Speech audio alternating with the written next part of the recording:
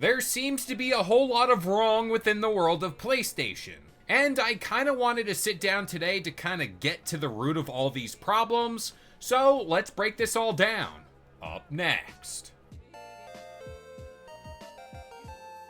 What's going on, guys? It's Kalo, and I'm here to give you the lowdown on all things gaming. And if you're new here, feel free to subscribe to this channel for weekly video game news content. Drop a like on the video, and welcome to the Level Up. So, the gaming industry is red hot at the moment, seeing how we have plenty to talk about seemingly every other hour. But today I wanted to kind of take a step back and take out my microscope to investigate PlayStation just a tad bit more. And this is all seeing how two news pieces came out recently that seemingly have a common denominator. The one thing that really screwed the pooch, so to speak, in any and all of the latest PlayStation debacles was leadership.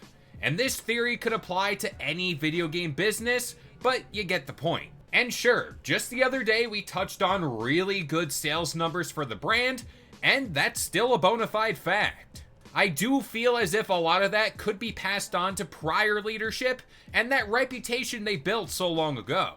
I admit, PlayStation consoles are the console to go to for a majority of today's big AAA games. And now that Xbox seemingly bowed out of the race, they may just be coasting here. But when we look at the bountiful choices that Jim Ryan and Herman Holtz made over recent years, you can't help but see how bad it's been. We've been there and done that with the live service games, 12 of which were announced and 10 of which have been canceled. Oh, and you know how bad I want to bring up a game, but I swore off I wouldn't bring it up. But you know what, for the sake of the video, let's be honest. These two guys thought Concord and Fair Games were the future of gaming. They also thought Bungie was worth a multi-billion-dollar deal buyout, and the list goes on. I just think at the end of the day, leadership has been horrible for PlayStation gamers. But if that wasn't enough for you, we got plenty of other material to kind of dive through, so let's get into that. So recently, Shohei Yoshida left PlayStation, and that's all for greener pastures. And no, he's not going to Xbox. I just looked at the wording there. You know what I mean. But over recent weeks, he's been chatting it up with multiple outlets and talking about the industry. More specifically, what choices led to him bowing out. Now, timeline-wise, back in 2019, a lot of people were shocked when he stepped down as president of SIE, and that was to lead Sony's budding indie initiative. To be fair, he seemed very into indie games, but this was also around the same time that Sean Layton left the company. So that's two key leadership figures in PlayStation leaving around the same time. Now, this is where ideas of a power struggle within the ranks of PlayStation existed. But now, Shohei Yoshida has expanded on that speculation and addressed the matter head on.